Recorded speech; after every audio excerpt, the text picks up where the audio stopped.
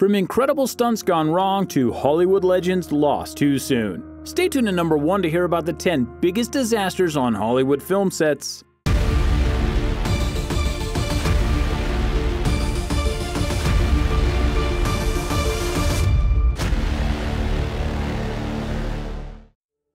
Number 10. Hightower Plunge. On the set of the feature film Still, stuntman A.J. Bakunas was required to complete a stunt as a stunt double for actor George Kennedy. Bakunas specialized in falls from high places, yet he encountered a slight dilemma while completing a 323-foot leap from one tower to another in Lexington, Kentucky.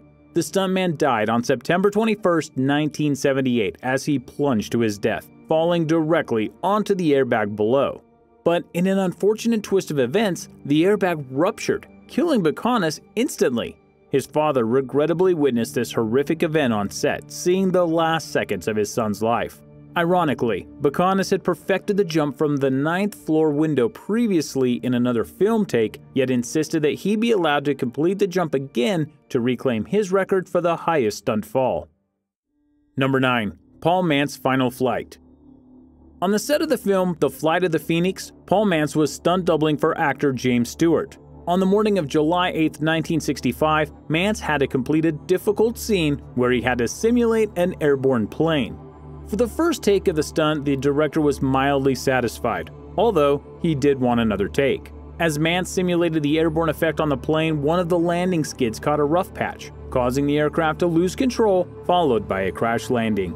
Mantz unfortunately died instantly as he was pinned under the wreckage, while his counterpart, Rose, was blessed with a second chance, suffering only a broken left shoulder and a shattered pelvis from the freak accident. Number 8. Eric Fleming's last Roundup. Before we get into this one, we'd really appreciate it if you'd take a moment to like this video and subscribe to our channel. To make sure you get notifications for all of our new videos, be sure to click that little notification bell too. Off to See the Wizards anthology series had a 2-part show called High Jungle, which was never released. The filming began in 1966, yet never aired due to the disastrous event that took place on set. The crew was filming on Peru's Huallaga River when the actor Eric Fleming was filming a scene in a 35-foot dugout canoe, when suddenly, dangerous rapids hit. Fleming dove from the craft with his fellow actor Nino Menardos, who swam safely away. Fleming was unfortunately left unconscious in the water after 2 Peruvian actors were unable to hold on to him any longer due to the intensity of the rapids. After losing Fleming's unconscious body, he was recovered 3 days later, 15 miles downriver. Number 7. Hell from Above. Howard Hughes' iconic film Hell's Angels was a World War I spectacular, filmed in 1930, which proved to be hell itself after the events that took place while filming. Hughes was an aviation buff, and in the most extreme filming ever attempted at the time, he used 70 stunt pilots and World War I veterans in his production to film the difficult in-flight war scenes.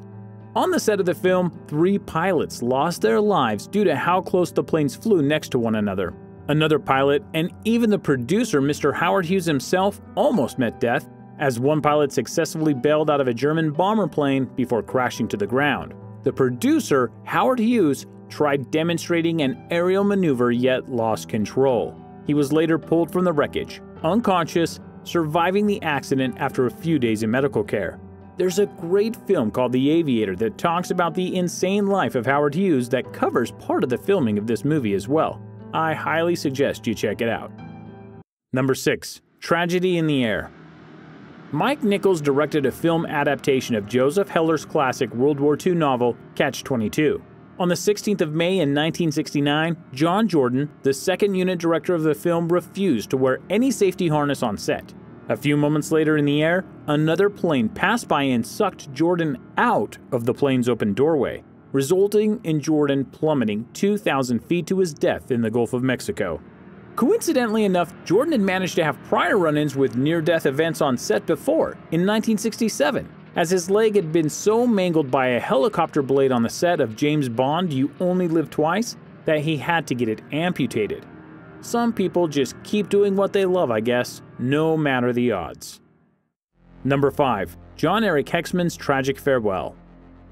Jon-Erik Hexum was a famous actor in the 1980s, known for his chiseled appearance and well-respected acting. He had only 2 years of fame in Hollywood when an unfortunate twist of events occurred. Hexum passed away on October 12, 1984 on the set of the TV series Cover Up. While it wasn't in the actual filming of the show, Hexum had pointed a prop version of a .44 Magnum revolver jokingly at his temple, pronouncing that he was going to end it all to his fellow cast and crew members. Nevertheless, the paper wadding from the prop gun's blank cartridge had enough power to penetrate Hexum's skull, inflicting an irreversible case of brain damage on the model-turned-actor, and a week later, his life support was turned off, and the 26-year-old was pronounced dead. In retrospect, the actor carried an organ donor's card, which meant his organs would be donated as transplants, which eventually saved the lives of 5 people. Number 4. Brandon Lee's death. On the set of The Crow, Bruce Lee's son Brandon Lee was acting out a death scene when an unexpected event took place. The Australian director, Alex Proyas, did not have a weapons master on set, as he took an inconsiderably disastrous shortcut by creating the bullets himself. The ammunition of the gun used in the scene was replaced with homemade dummy ammunition that was made from real bullets, by pulling out the live cartridge, pouring out the powder, then replacing the bullet. Unfortunately for Brandon Lee, one bullet remained with primer inside, which was involved in the later incident. During the filming, the gun was fired twice at Brandon on 2 separate takes. The first time the gun was fired, the bullet was shot and lodged halfway down the barrel. The cast and crew on set were not aware of this, as they had no experience with weapons prior to this filming and kept on with the process. The second time the gun was fired, though, the bullet's momentum made contact with the first lodged bullet, creating enough force to launch it into Brandon Lee's chest. This can all be seen on the movie The Crow, as Brandon Lee's real death was used in the final cut of the film.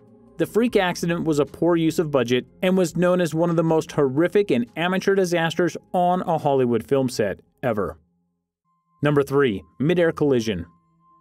On the 1930s film set of Fox's Such Men Are Dangerous, tragedy struck the crew and cast when an unexpected event took place on January 2nd of that year.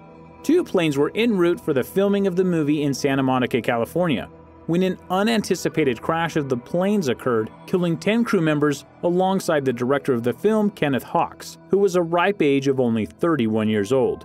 He was known as the brother of the infamously acclaimed Hollywood director and producer Howard Hawks. Kenneth's brother, Howard, to the day of his last breath, never got over the traumatizing death of his brother. The crash was the first major on-set accident in Hollywood history and was all over the news nationwide.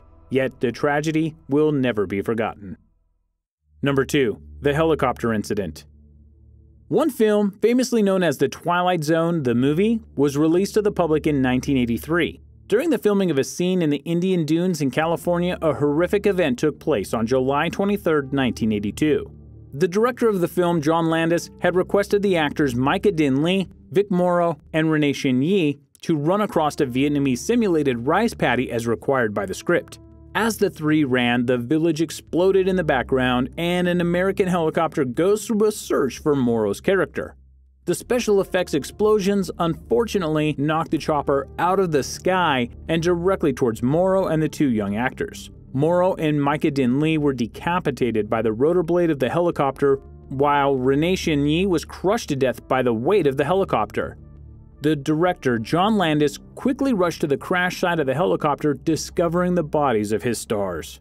The unexpected tragedy during the filming resulted in the imprisonment of Landis and 4 associates for the involuntary manslaughter of 3 people.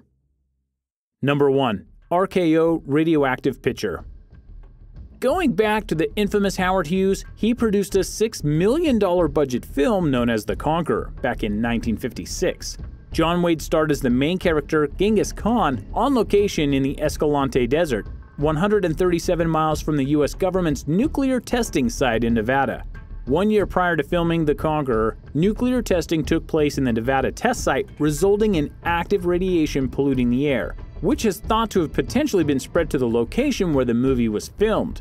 This is due to the belief of the tragic incident that occurred years later, when cast members John Wayne, Susan Hayward, Angus Moorhead and John Hoyt, alongside with the director Dick Powell, all passed away from cancer. Not only did this collective of Hollywood fame die, but also 46 crew and cast members of the 91 that developed cancer from the set had also passed away.